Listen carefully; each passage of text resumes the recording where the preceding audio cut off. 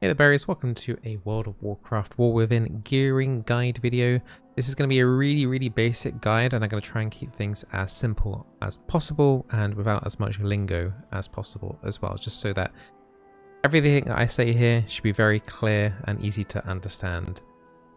So this is intended for people that are new or returning to World of Warcraft and that you've just hit level 80 on your character. So you've done level 80 and you're at a point where you have completed the campaign and you want to start gearing up your character in order to do maybe some slightly higher end content or just better kill things a bit quicker.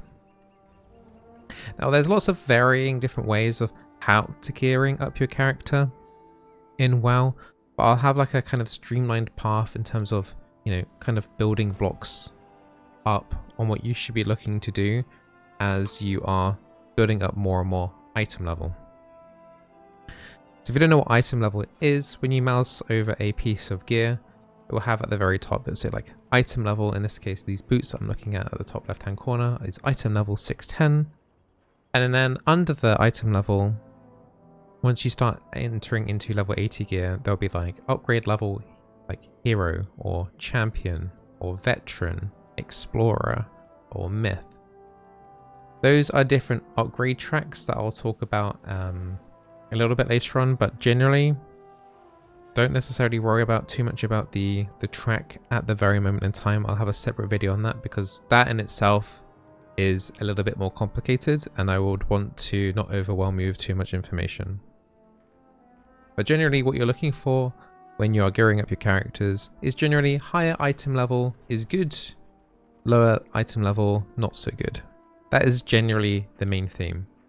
Also, when gearing up your characters, try and prioritize your weapons. It doesn't matter if you're a tank, a healer, or a damage dealer.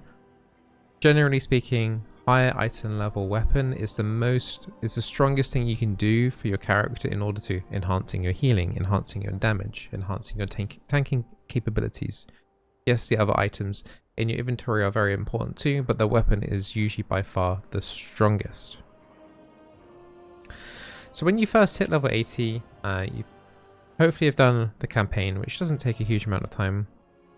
You will have you'll unlock world quests. Now world quests are a great way to start gearing up. So if you don't know what world quests are, if you hit M on your map and you go into one of the 4 zones in the War Within, you have nodes here, like here for example, this world quest here. If I were to go here to this location in Hallowfall, go to this location, do this quest, and then I would get a trinket at 567. So you'll be able to get lots of basic gear upgrades from doing these world quests. So I would advise you to just go on your world map, just see if there's some easy world quests that you can do. Some won't give gear, this one here gives reputation for example. Got some legs here for example.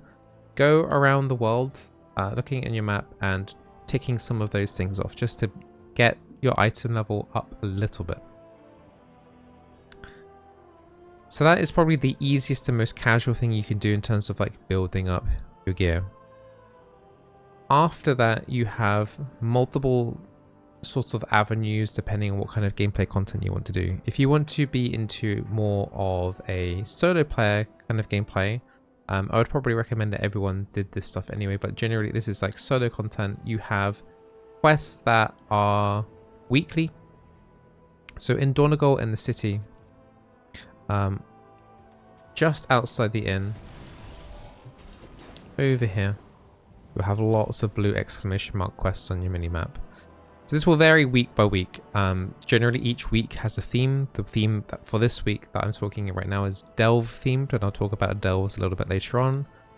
Sometimes there's time walking events. Those are really good also for starting off. They'll take you back to dungeons that were back in the past in World of Warcraft.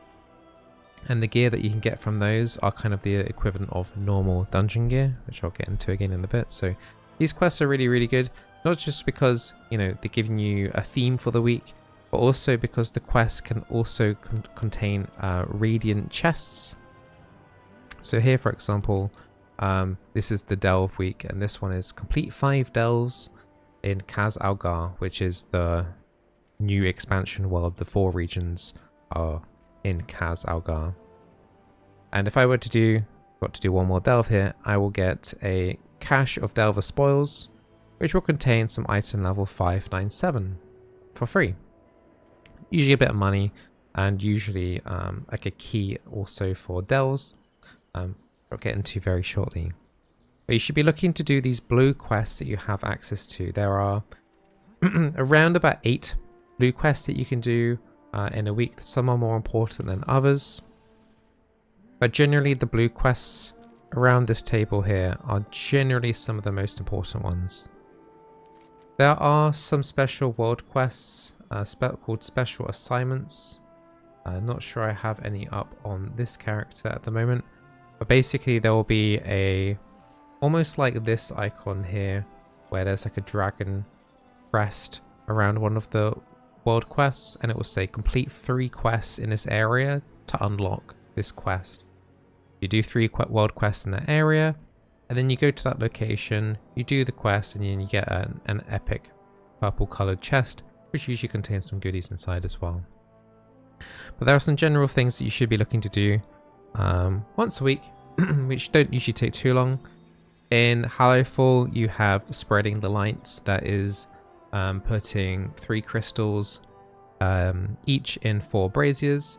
The weekly cache containing materials for upgrading gear, gold, and more. You should be looking to do that too.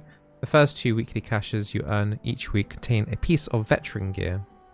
So veteran gear is one of those tracks that I was talking about earlier with the explorer, veteran, myth, etc. So that will give you some 5, 9, 7-ish gear, I believe. But they're worth doing, especially if you've just hit level 80. You can get some nice early upgrades just by doing some relatively easy world quests. So there's that one there in Hallowfall. You have another one in the south region, Azkahet, in the, I think it's the Weaver's Lair. Basically, you just do activities where you just do more world quests or rumors in that area, and then you fill up the percentage bar. I've actually got the quest there above my head, and once that fills up, you go hand in the quest and you get another box of rewards. You can kind of see in each kind of the regions there's things for you to do. In the Isle of Dawn, you've got the Wanderers Troop, which happens every hour on the dot. So at 11 AM, 10 AM, 9 AM, 8 AM, it'll be here every single hour. And you go around there, you run around, do some goofy stuff. Just make sure you take up the blue quest there. You can do that once per week for some potential for some goodies. In the Ringing Deeps in the town there, you've got the Awakening Machine, kind of where you defeat a bunch of waves. There's a kobold there that gives you a quest to pick up wax, which is from digging around in the world. There's also like different blue quest activities you can look at doing, all rewarding gear or bountiful keys for delves. So if you want to move on from that kind of stuff, so that's like kind of the raw kind of basics of what you should be doing as a player. If you haven't got much time every week, that's the kind of thing you're looking to do every week, is just going around doing your world quests, and there you go. The next thing I would recommend you look at doing once you have built up some item level is you kind of have a few different options here, but you've got delves, you've got looking for raid, you've got heroic dungeons, and you've got crafted gear. So you've got 4 different avenues here. You can use them all or pick and choose of what you want to do in terms of that. I'll go through all of those for you. The first thing I'm going to talk about, which is probably the most daunting for most newer players coming into the game, is LFR, which is looking for raid. So if you press your I button on your keyboard, or go to the green I on the bottom right hand corner of your screen, if you hit I, launch up this kind of menu here. If you go to Raid Finder, you will have access to Nurub Palace LFR raids. So each one of these is a wing. These were slowly unlocked over time. They're all, as of today, they're all currently unlocked. And if you mouse over, so the skittering battlements, you can see there's 3 bosses there. Olgrax the Devourer, the Bloodbound Horror, Sikran, and if you mouse over the next one, there's more bosses and more bosses. When it gets to November, there also will be another LFR raid coming out, which is World of Warcraft's 20th year anniversary. and they will also have gear of the same item level there too. So you have kind of 2 raids to go into every week to obtain gear. The ones in the Ruba Palace can also drop you set item pieces, which are highly sought after items. So these I would say recommend it if you only had a bit more time after doing your world quests. This is probably the next best thing afterwards, because you can get set piece items. Set pieces are special pieces of gear. So if I mouse over my legs here, so every single class has 5 items that are part of their set. There is a 2 set bonus and a 4 set bonus, and they make your character substantially stronger. So trying to obtain some of those set pieces to make your character substantially stronger is pretty important, I would say, for everyone, generally speaking, across the board, to increase the power of their character. So doing LFR once per week, you may not necessarily win the rolls when the gear drops. So basically, when you kill the boss, gear drops, you'll have the option to roll against other people. So you'll be rolling a dice. You might win some gear, you might not win some gear, but the theme is you would do that as over the next couple of weeks, once a week per wing, in order to accrue that gear. So there is a weekly lockout from doing LFR. So if I wanted to do LFR, for example, I could go into the skittering battlements and get loot from all of those bosses, secrets of Naruba Palace and the Queen's Fall. I could go into once of each of those per week. And then if I were to kill those bosses again before the reset, for NA it's on a Tuesday, for EU it's on a Wednesday. If you were to kill those again before the reset, then you wouldn't get any gear from them at all. You could take part in the experience of doing it again, but you wouldn't be getting any gear. So you want to make sure that you're doing that once every reset, every week. If you ever want to check the gear from places like that drop in LFR or dungeons, there's an adventure book. If you press Shift J or go to the adventure guide in the bottom right hand corner of your screen, Shift J, you've got your traveler's log here, but if you go to the raids tab, Naruba Palace, and you can see all the bosses here. You can change the category. So for here, it would be under Raid Finder, what we were just talking about. And if you click this treasure chest here, the loot, you can kind of see all the different gear that you can get from these bosses, from 587, 590, 593. I think 593 is generally the highest that can drop from here, I think. There is some 600 gear actually, and you have a small chance of getting a mount. But these are the set tokens that I was kind of talking about earlier. So in raids, there are these tokens. So for example, here we're looking at the Zenith Conifer's badge. It says when you use the item, so when you right click the item, you'll get a set head item appropriate for your class. But under classes it says Warrior, Monk, Evoker, Rogue. I'm playing on an Evoker right now. So if this were to drop in a raid, I would be rolling against other people that were wanting this if they were a Warrior, Monk, Evoker, or Rogue. There are different tokens for different classes of categories, but it kind of helps narrow it down so you're not rolling against everyone. The last boss is an exception. She drops a web wrapped curio. Try saying that 10 times. Where it's like one of these badges, but for any slot. So literally everyone in the entire raid, also because it's not class specific, will be rolling on this as well. So if you end up winning this is really nice because it means you get to go to a vendor outside the raid and choose a specific item that you want. So if I was really wanting set gloves, I could then use this web wrapped curio to exchange this for some gloves. But that's basically the raids in a nutshell. Raids can be, the LFR raids are very dumbed down versions of the normal raids. I think most people generally expect people not to go in without knowing the mechanics of the bosses.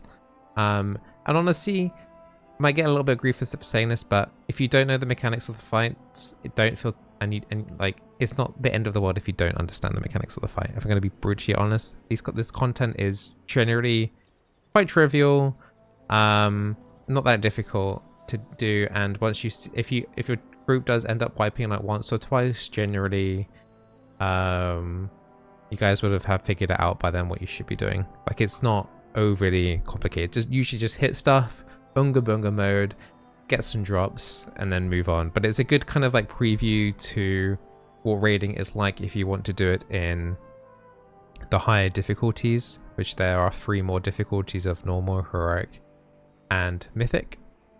And those get progressively harder and harder, and you will need to learn mechanics of the bosses and things like that. You might want to do some YouTube raiding research kind of thing in order to look at doing some of those bosses if you want to go even harder content.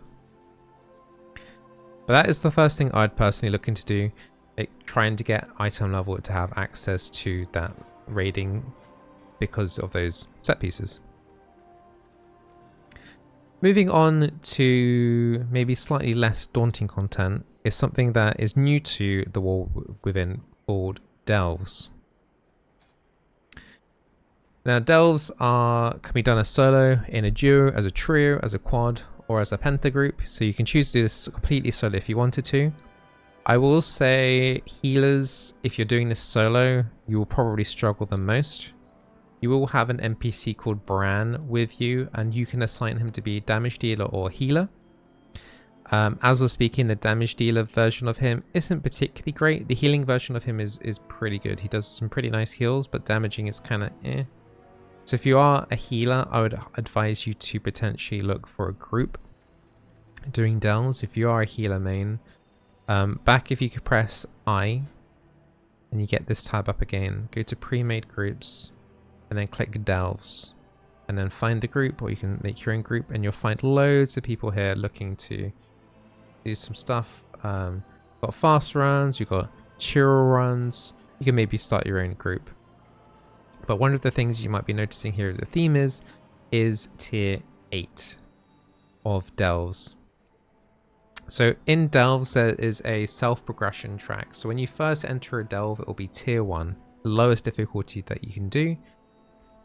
And then you can do tier 2 after you've completed a tier 1. You can do a tier 3 once you've completed a tier 2. So, you'll be progressing through doing a tier 1, tier 2, tier 3, tier 4, tier 5, up until you get to tier 8. You can go beyond tier 8 if you want to, but most people stop at tier 8 is because that is where you can get the highest item level drops you can get from delves. And also it affects something called your vault. I'll talk about the vault after we talk about the delve category. But for now, people just go for tier 8 because you can get 603 drops in there. You have a chance of getting 610 drops in delves as well if you are very lucky to get a treasure map inside one of the delves. Which basically means if you have a treasure map drop and you use that, the next time you open a bountiful chest in a delve, you get 610 loot. You may have noticed when you were doing some of those world quests and opening some of those boxes, if we go to our character screen and go to currency, we have a tab here called Restored Coffer Keys. Here I have 5. You can also get them from combining key shards. Do I have any key shards on me? Yes, I do. I can see them here. At the moment, I've got coffer key shards. I've got 58 of those. If I get 100, I can turn one of those into a key. Also, from doing bountiful delves, which I'll talk about more in a second, you can get radiant echoes. And you can use those radiant echoes as well to obtain more coffer key shards. And I'll talk about that. Should I talk about that now? I won't bring that up now because I don't want to overcomplicate things, but there is a way to get more key shards from these radiant echoes. The main thing I will say about these restored coffer keys, do not use them on delves unless they are tier 8. I think that's probably the most important thing because the way you get that big loot at the end is by doing those bountiful delves. So if I go to the map, and you see that there are delves in each of the regions that are like this this doorway. And this one here is glowing, which means it's bountiful. And it will be bountiful for the entirety of today. So today's Thursday, the entirety of Thursday, this delve will be bountiful for everyone. There's another delve here, for example, for Fungal Folly. For me today, it is not glowing, which means there is no bountiful chest at the end, and it's the same for all the players also on the same server as you. If you complete a bountiful delve, even if you don't open the chest at the end, there will not be another bountiful chest for you to claim at the end of it. So if you only want to do the delves and don't want to claim the bountiful delve, I would suggest, for example, doing the ones that aren't glowing. This can be pretty important if you are in the stages of doing that tiering system of doing tier 1 to tier 2 to tier 3, 4, 5, 6. Because once you get to tier 8, you'll want to be looking out for these bountiful delves, completing them, and then spending the key at the end. I will say though, like if you are unable to do the tier 8 and you go into the bountiful delve, if you leave before completing it, it won't lock you out for that day. So if you are really, really struggling, just try and find a group for it and you won't be punished for that. It's only if you complete the delve that then it doesn't become bountiful for you. So don't complete it if you haven't got it. Also, if you run out of lives when doing the delve and you complete it, there won't be a bountiful chest for you at the end as well. So if your lives, there's a life tracker. So when you go into a delve, it's like a mini dungeon, and if you die, your life tracker goes down. So you have 5 lives and they go all the way down to 0. If you hit 0, you're not going to get a bountiful chest at the end of it. So there's no point in completing the delve. Just get out of there and just try and find a group for that kind of content, or ask a friend to help you. But you only want to do these bountiful delves and start spending your coffer keys once at level 8. Once you hit tier 8 for like any delve, all delves will be like that level, for example. So I could do Fungal Folly tier 1 to 2 to 3 to 4, all the way up to tier 7, complete tier 7 Fungal Folly. I would then be able to still go into Earthcrawl Mines in as a tier 8 in order to get that gear. So that'd be 603 from the end chest, potentially 610 if you have that treasure map as well. Now the gear that you get in those chests are going to be completely random, but if you are a newer player that has, you know, around about 570, 580 item level, pretty much everything in here is going to be quite a substantial upgrade. And this is by far the easiest way to get geared up relatively quickly, is through those tier 8 delves. So do look at doing those as soon as you can and save your keys for those tier 8s. If you are wanting a break in between doing the delves, or if you're struggling in the delves and you want to get some gear up, a nice in between, or waiting for like more keys because you don't have, you know, any more keys to open, any more chests, you can start doing heroic dungeons. If you hit I again, you'll have under Dungeon Finder, and under this tab here, at the bottom you have Random Heroic, and this will give you 580 gear, which is good enough to get you going on your merry way onto even more difficult content if you wish to. So you've got those delves that you have access to that give you really, really good gear. You've got these heroic gear that can fill in the slots that you aren't necessarily getting gear in. And you're doing the LFR raiding in order to start filling up those slots. One of the other things, we'll go a tiny step back here, back into the delve category. One of the other really good reasons for doing tier 8 delves is something called the Great Vault. Now that reset that we were talking about a little bit earlier, if you're on NA it's Tuesday, if you're EU it's Wednesday. If you go to Dornegal, your capital city, there's this kind of like lock, and if you mouse over it says it's the Great Vault. If you go, that's basically in the bank in this building here at the back, at the very back of the room. If you right click the vault, you will have access to something that looks like this. Depending on all the activities you've been doing in the world, these boxes will light up. So there's a line track here for raids, there's a line track here for dungeons, and there's a line track here for world. So that's world quests and delves. Tier 8 delve also gives you very, very, very good item rewards at the end of the week, at the start of the new week, at 616. 616 is very, very good gear. I've been playing a lot, maybe too much, and I'm on, overall my total item level is 617, and this is a great way for players to be able to catch up by getting into these vaults, and that 616 gear will be pretty decent, or hopefully it will be pretty decent. There are some little warnings I will add though to the vault. The items that you get in the slots are random according to the track they're on.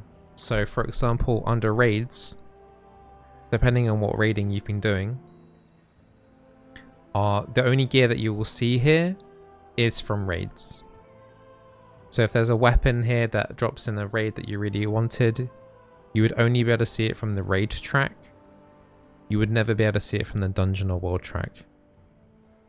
Same with the dungeon gear. The dungeon gear, if there was a dungeon item that you really, really wanted, you would only be able to see that in the dungeon track. The exception to all of this is set pieces. So that 4 set piece that I was talking about earlier, you can actually see set pieces in any of the boxes.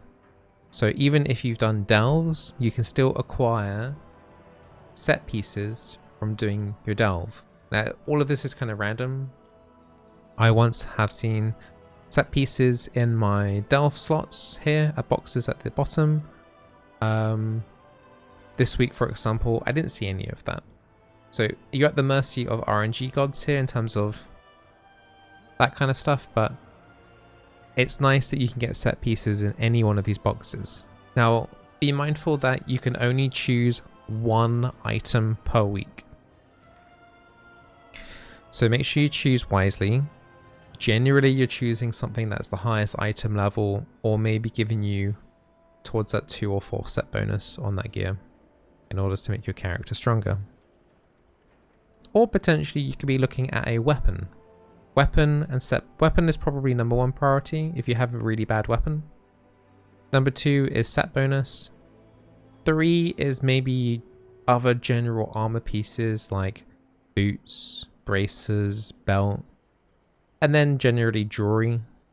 But usually like item level is king. So this is what you're kind of like aiming towards. So even if you're doing heroic dungeons, for example, you will be building up your dungeon slots. The only downside of it is like the heroic dungeons compared to the delves. Like if you're doing a tier 8 delve, you're getting 616 gear in your vault for the week. If you're doing heroic dungeons, I think it's considerably lower. I think it's something like, it'd be around 603 or lower, essentially. Like I'm doing a mythic 0, which is the next step up from heroic, gives 603 gear. So you can see that even just doing mythic 0, which is the step up above heroic, is giving 603, but doing a tier 8 solo delve, just need to do 2 of those. Doesn't have to necessarily even be bountiful ones. You get 616 gear. So quite a considerable step up. So you should always be looking to try and do those delves. I'd highly recommend trying filling up all of these 8 slots here on delves if you're able to. But, you know, the more boxes that you have unlocked just increases your chances of getting something that you can actually use or get a considerable upgrade over. But heroic dungeons, if you press I, briefly talked about that. That's a good way to kind of fill in some random slots in. Also, doing heroic dungeons will give you basic knowledge of the dungeons that you're going to be facing in Mythic, if that is something that you want to do. So where it says like random heroic, what I'm mousing over here, it says random heroic, the wall within season 1. So right now I'm in season 1 of The War Within. When they bring out new content, there'll be a season 2 and season 3 and season 4. And so when they bring out a new season, there will be different dungeons to be done under Heroic and Mythic. There will be even higher item levels to kind of like chase after, etc. So if you're getting new into the dungeon scene, then Random Heroic is a really great way in order to start learning what some of the dungeon bosses are doing, some of the basic mechanics of stuff. When you do go into Mythic, if that's something that you are wanting to do, then do note that some bosses have additional mechanics on top of them. So you might want to then look into a YouTube video on the dungeon bosses just to feel, okay, I know what to expect when I go into them.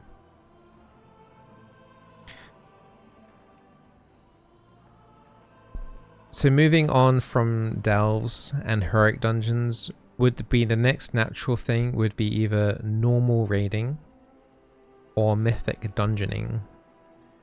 Now this is where things start to get a little bit more serious, a little bit more. You can still do this as casually as you like, but I would say genuinely it becomes a little bit off casual gameplay, ends up being into more semi-casual. You're gonna have to invest, you know, a little bit of time researching the bosses that you're going to be coming up against, whether it's from normal raiding or doing mythic dungeons. You're going to have to try and get a feel of, you know, outside knowledge of, you know, some pointers in terms of this boss is doing this, that boss is doing that, this is what I need to do. And also you might want to start considering, if you did have 1 or 2 pieces that are really nice from the vault, enchanting your gear as well, just to make your character as strong as possible. Now, normal raiding usually comes in either 2 forms. You'll either be doing it with a guild, so you'll be looking for a guild in order to do that kind of content, or you can do something called pugging, which is a pickup group. So in normal raiding, you can go into pre-made groups, and you got Raids the War Within. And you can click search for a group, find a group even, sorry, and then there are lots and lots and lots and lots of different raid groups going on. If you're first starting out in your first raid, there's 2 things here that I would advise you to look out for. Firstly, making sure that you're picking the correct difficulty of a raid. So here we can see there's Mythic, here there's Heroic. For yourself, you're looking for a normal raid group, which you can narrow down the searches by just start typing normal out the top here at the search bar, and then you'll only see all the normal ones. Now you do have some groups that are going to be more strict, like Fresh Run, which means that they're starting from the very first boss, and then you'll usually see sometimes like Fail equals Kick. Usually the pickup groups can be more toxic than being with a guild. So if raiding is something that you are looking to do, and you're maybe a little bit scared about making mistakes and things like that, then I would heavily suggest looking for a friendly guild that is more than happy to take on someone that is newer to the game. And there are definitely guilds like that out there. But that could be the thing you need. Sometimes there'll be some like hand-holding groups, like learning groups. Some people that are more than happy to help teach new people how to do the encounters and give people more time. But yeah, generally, if you are scared, look for a guild for the raiding stuff. Now for mythic dungeons, you will need to either find a guild to do or a community in order to do mythic dungeons, or you can do pickup groups for them. I think pickup groups are generally more used for mythic dungeons, especially for the lower difficulties of mythic dungeons. So this is where things are going to start getting a little bit more complicated in terms of actual mythic dungeons, or M+ dungeons, as they're usually just called M+. So when you do Mythic for the first time, you're generally looking at doing an M0, which is 0 difficulty. When you complete an M0 dungeon, doesn't matter which one it is, for the first time, so basically just doing a dungeon on Mythic, you will get a key at the end of the run. The key will be level 2. So for here, for example, I'm mousing over a key, and it says Keystone, the Necrotic Wake, which is the name of the dungeon. So the dungeon's called the Necrotic Wake. Mythic level 9, and it has a bunch of dungeon modifiers on for that week. Now level 9, so that would be like an M9 equivalent. So you just did that M0, you'd have like an M2 key to do if you want to do that, or you can go into someone else's group. So you may have noticed when you walked into that M0 dungeon, at the very entrance there's like a glowing orb. If you right click that and put your key inside, it will then augment the whole dungeon in terms of increasing the boss's damage, the trash mobs health and damage, and there'll be affixes that have been applied for that week. The thing is with Mythic dungeons, you can kind of infinitely scale these as much as you like. So if you do really well in, say, your M2 key, you can potentially get like an M4, an M5. And if you do well in that, you go M6, M7, and you keep going like that until you hit a wall. If you fail to complete the dungeon, say if someone leaves, if you fail to complete the dungeon, the key will downgrade to the same dungeon, but to one lower. So if you fail to do that M2, it will go down to an M1. Now, the reason why people do the higher difficulty dungeons is because as you get higher, at the moment up until 10, that is the highest gear that you can get from dungeons.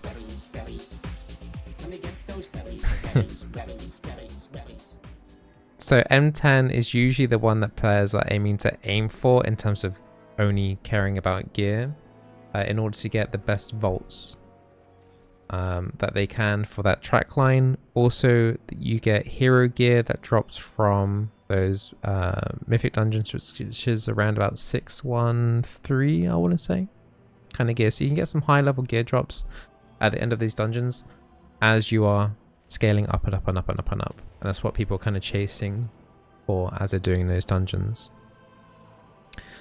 If you are wanting to take part in one of these dungeons, you could either start your own group, or you can find a group. And once again, there's a whole list of different ones. I would recommend looking for your very first one, I'd be looking for an M0. So if you just type M0, there are a couple of little groups here going. Or if you're feeling a little bit braver, you can find, if you just type 2, it's not going to have it. Oh, what's going on? Go back to dungeons, find group. There's a +2 there. So you're looking for like a dungeon that's like a +2. That'd be a really good way to kind of start off your mythic journey and get used to. You could maybe go up to a 3. I wouldn't go anything higher than a 3 at the very start. Because that's when more affixes get added to the dungeons and make the dungeon a bit more complicated. So stick with the 2s, the 0s, the 2s, the 3s. That's kind of what you're looking at when you're first starting out. One of the downsides of doing mythic dungeons is that everyone in your party has to physically get to the dungeon in order to go inside. I don't know why this is. Blizzard just likes to add complications to things, but you need to, as a group, you physically all need to go to the dungeon location. So for example, if you were doing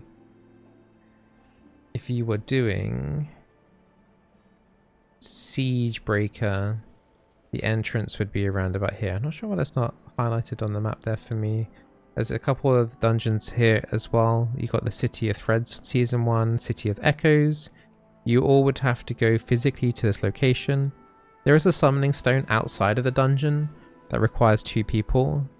if you click on someone in your party that isn't there, and you click on the stone, you can help summon them to the location so they teleport there, just to speed up the process of getting everyone to the dungeon.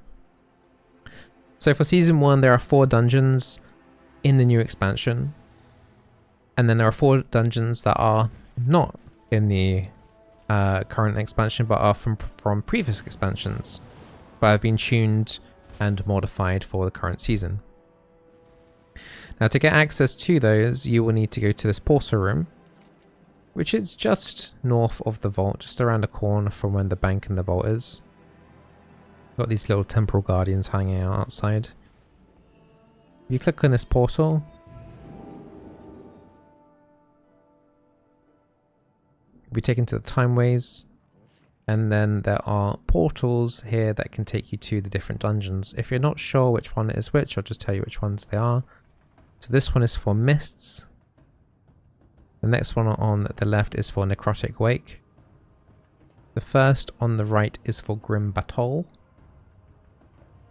And the next one on the right is for Siege of Borealis. If you're ever not sure, this NPC in the middle, I believe, tells you which each of the dungeons are. So if you got... and also, if your keystone is too high difficulty, so you did really, really well in your M2, and it's got to an M4, and you're really not feeling like you're going into an M4, as you're not really feeling that confident, she will reduce the level of your key to make that dungeon a bit easier for you, so you don't have to stress out as much when going in. So it gives you a way to keep the dungeons easy as you're learning the mechanics and learning how to play a little bit better. See if I want to find where Grim Battle is. It says take the portal from the Timeways to Twilight Highlands, then head west. It tells you exactly how to get to the dungeon. So yeah, if you mouse over the portal, for me in the bottom right hand corner of my screen it says portal to the Twilight Highlands. You would know, that's how I get there. So yeah, quite a little bit of an annoyance that you physically have to get there to the dungeon, but unfortunately that's just always the way it's been. I believe in the future Blizzard have talked about implementing a way to have a queue up system like you do for heroics for this, but we'll see if they actually decide to implement that. The last method really of getting gear is crafted. Now, crafted gear is very good. Some of the best in slot items for people will be crafted gear. From doing the campaign, you kill Queen Ansarak, and from that quest you get a crest that you can use to upgrade gear into, I believe it's 619 crafted gear. So this belt here, for example, is a crafted item that one of my other characters actually made for me. My staff, on the other hand, is 636, and once again that was crafted as well by, well, this character actually. You can get some really, really, really good gear from crafted, but it will cost you money, or you'll have to gather the materials yourself, and also you'll need a subcomponent called a crest. So this next bit is going to be a little bit complicated. I will do my best to once again dumb down everything so that you kind of understand the process of getting some crafted gear for yourself. So when you do things in the world, you will gather sparks of omen. So up here, I've got a fractured spark of omens. If you combine 2 of those with some Valor Stones, which is a currency that you can get from doing dungeons or from doing world quests and things like that, it turns into a spark, a full spark of omen. If you're looking to make a 2-handed weapon, you'll need 2 full sparks in order to craft that. Everything else, I believe, would just use 1. And then you can accrue these fractured sparks of omen over time. I believe it's 1 fractured spark of omen per week. Not entirely sure yet if there's going to be a cap on how many that you can get, but as you can see in the description, primarily obtained through weekly caches. So another reason to do those weekly kind of boxes that we were talking about at the start of the video. So I'm an scripter, so I can make my own two-handed staff, which is what I did. So from a crafting point, standing point, if I went to this item here, if I was to craft this normally, it would be at maximum 606 level. You can see those different qualities there in the middle of the screen. You've got that little 1 diamond, and 2, then 3, then 4, and then you've got the penta diamond. So weapons and armor pieces and jewelry can all go up to that penta orange pentagon gem, and that's the highest quality. Materials to craft items only go up to 3 diamonds. A little bit confusing, I know. But the highest that reagents can go up to is 3. So here, for example, for me to craft this staff for myself, I would need 2 of these sparks of omen, some reagents. Some of them are quality based. These riving samples don't have a quality, so you just buy 20. I need 10 boundless ciphers, which can be one of 3 different qualities. And then I need 15 codified greenwood, which once again can be 3 different qualities. Depending on the skill of the inscriptor and depending on what they've been specializing in, so I've got a lot of points here, for example, into making staves, equals what the quality of the weapon or armor piece or jewelry that the crafter is going to be doing. They also have another material called concentration, which builds up slowly every day over the course of a week, really. And they can use that to top that up on the skill of the recipe to push it to the next highest quality. So in the example that you're looking at here, this is if I only use 1-star grade ingredients, reagents. This staff would be 599, 3-star quality, basically. If I were to use my concentration, I could push that up into 4-star with 602. But I could easily get this into that pentacolor gold in 606 if I use higher quality reagents to push that over. Now there is a couple of other optional reagents that you will want to look into adding into your gear pieces in order to make it even stronger than just what it says on the tin. So at the moment, for example, this weapon here, it's actually an agility staff. So I would get agility and stamina, so this would be good for like a druid, for example. And then it's got 2 random stats. But say, for example, I really want mastery and crit. You can use something called a missive, which will basically say like you will definitely get crit and mastery. So I'll find one of these missives that says crit mastery. So this one here, I could get crit strike and mastery guaranteed on this weapon rather than it being RNG. The downside though, it does add recipe difficulty, which means that the person crafting it has to be even more skilled, will have to spend probably even more concentration in order to try and make that maxed out quality for you. You can help out your crafter as well by buying a higher quality version of these optional reagents. So you can see it's gone from 25 difficulty for 1-star quality, but if you buy the 3-star, it only adds 5. So that could be a considerable difference between getting something that is like 602 item level to 606. There's also things called embellishments, which add in random proc effects on top of your weapon as well, which are really, really strong as well. You should probably be adding one of these. Same with the armor pieces as well. Armor pieces just have something similar to this system as well. And then we have the big one at the very end. So this is the reason why I was able to make like a 636 staff for myself, for example, is with these enchanted crests. Now this is where the system gets a little bit more complicated. So normally if I was to craft this staff, the maximum quality would be 606. But if we add an optional reagent for a crest, this one here specifically, everyone can get for free if they complete the campaign. They get an enchanted runed harbinger crest, which will put the minimum quality to 606 and the maximum to 619.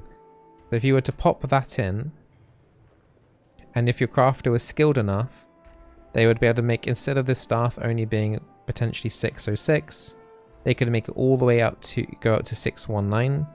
And there's one tier above that as well, which will make it up to 636, but you won't have access to that unless you do mythic raiding or are doing M9 or higher dungeons. So the primary one you should be looking at to potentially craft is, for the newer player, your goal, I'd say an early goal would be trying to get a weapon that is 619 through crafting.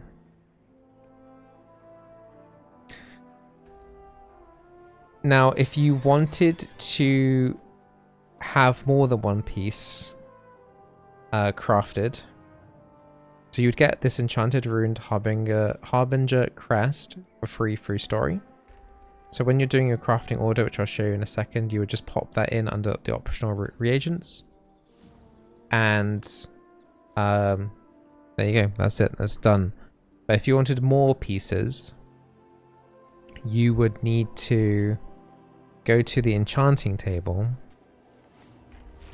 If you're ever not sure where anything is, by the way, you can talk to one of the guards and they'll tell you, they'll give you a list and you can ask, where's the enchanting place?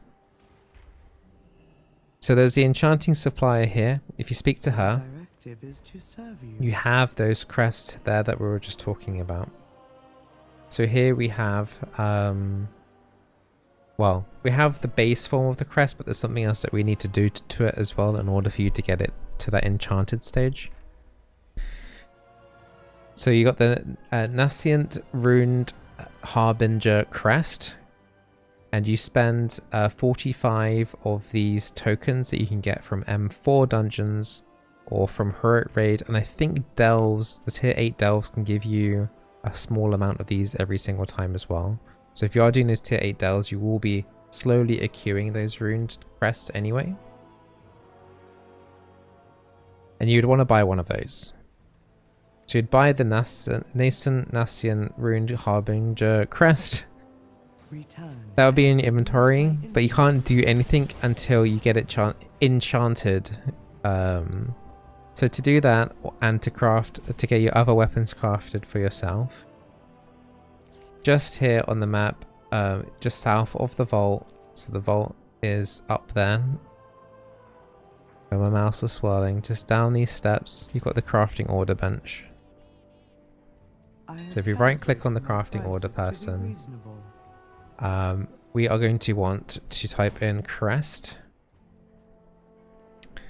and you're going to need to find the right one for that you had just purchased with your seals. So here, for example, it is the Enchanted Runed Harbinger crest is what we're wanting to be crafted for us. So that Nascent Runed Harbinger crest is the one that you would have just bought there from the vendor. Just to note that these reagents can be 1-star, so you would have to buy 60 storm dust at 1 quality, or whatever is cheapest basically, from the auction house.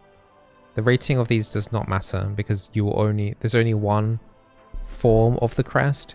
There isn't like a high quality crest that can be made. It's just default, this is it, regardless of what materials you use.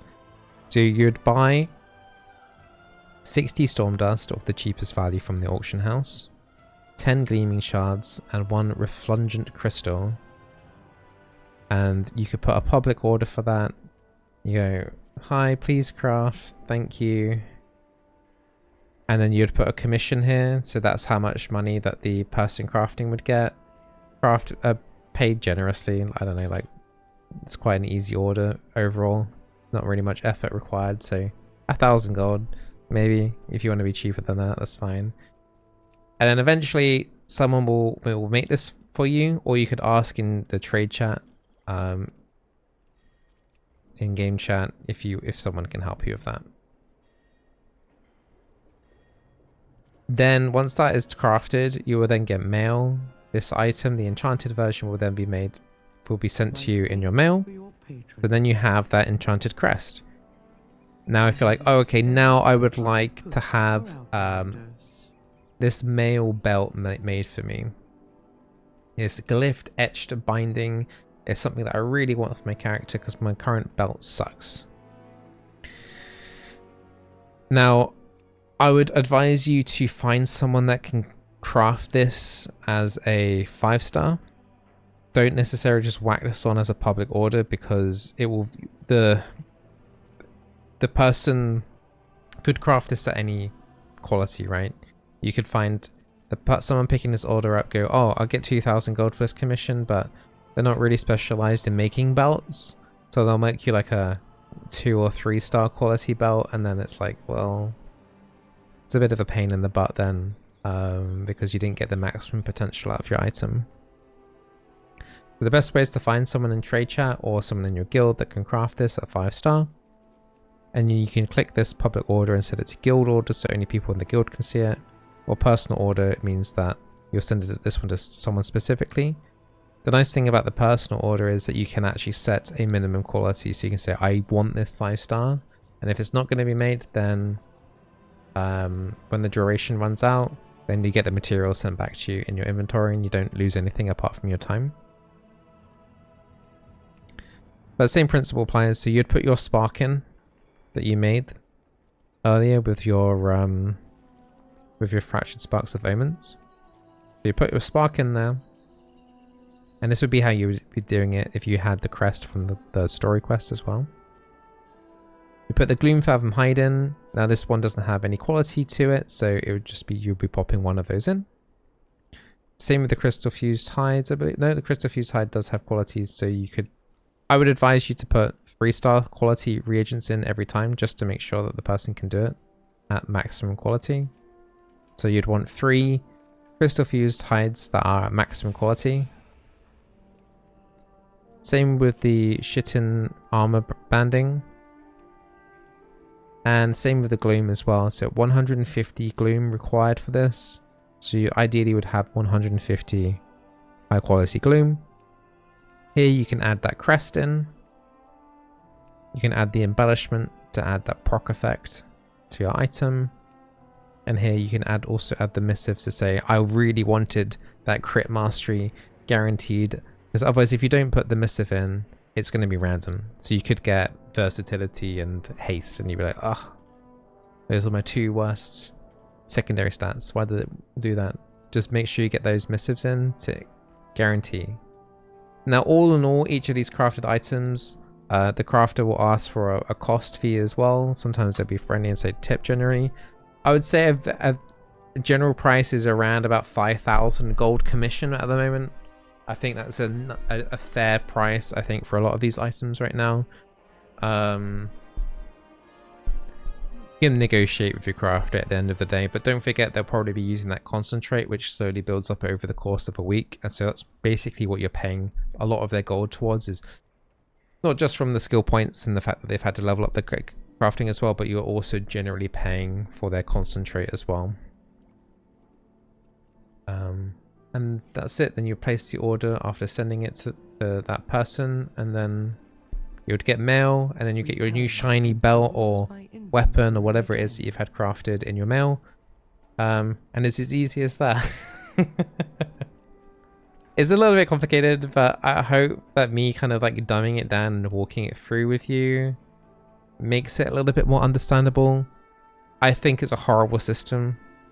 I'm gonna be honest. I think the crest stuff is all over the place and can be very overwhelming for new players, but I hope that kind of really dumbs it down for you in terms of gearing up and the different tracks that you can do to gearing up.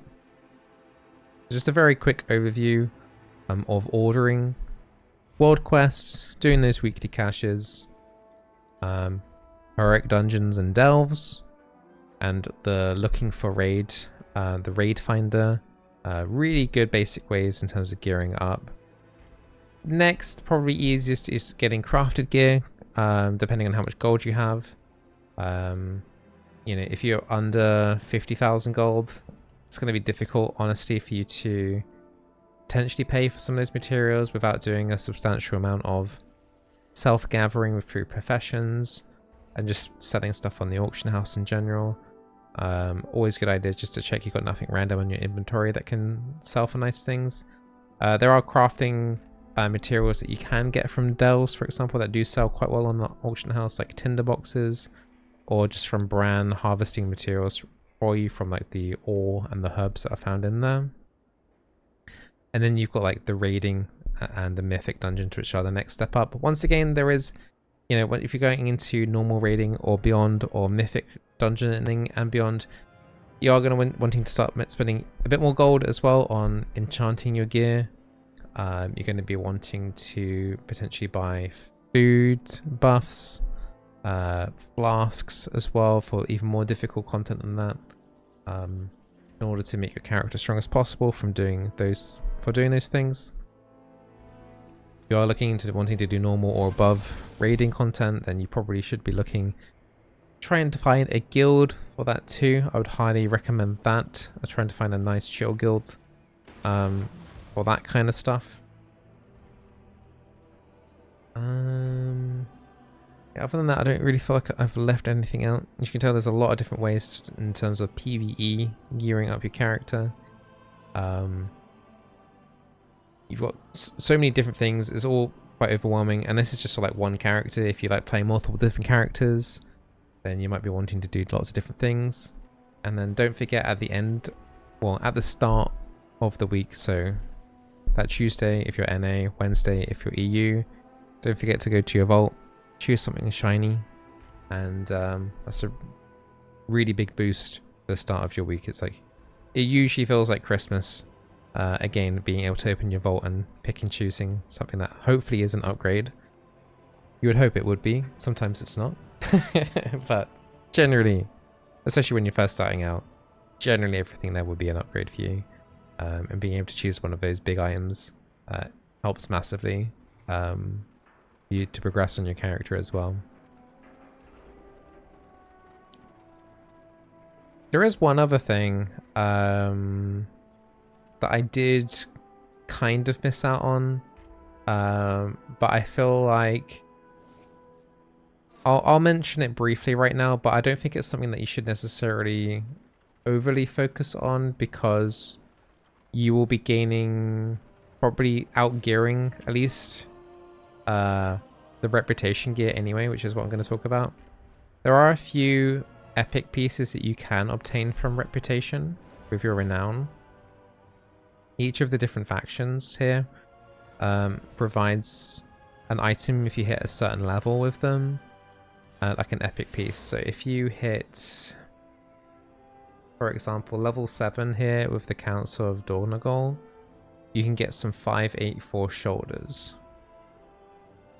But I would say generally for a lot of the newer players, there's a chance by the time you've done all your delves and things like that anyway, you probably would have potentially something better than the 584. But there are, you know, in the off chance that you haven't, it is worth checking your reputation vendors to see if there is something there that you're close to getting. You could potentially get upgrades there too. But getting hyper focusing on reputations is a little bit of a pain in the butt, and will just to come naturally across time. Each one of these ones has something. So for example, Assembly of the Deeps has a helmet. You've also got, I think each of them has, I want to say 2. But anyway, you can have a look at yourselves for what the offering is. There's a tinderbox here for 584, which I want to say is a necklace if I remember correctly. But yeah, there's a couple of, you know, little things here. There's a couple of also profession things here as well from, and upgrade materials here. Upgrade your gear even further as you are progressing through the game.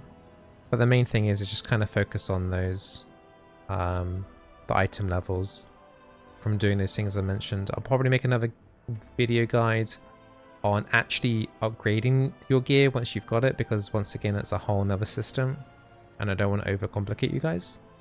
But you will be accruing crests and valor stones, and you will want to potentially upgrade your gear beyond what it's got. You can generally upgrade your gear further from once you've got it, but it might be for another video because this is getting quite long now and you're probably already feeling a little bit overwhelmed with all the different options you have in terms of gearing up your character. But all the best, berries. Take care, and I hope that kind of gives you an idea of plotting what kind of direction you want to take playing World of Warcraft. All the best. Bye bye.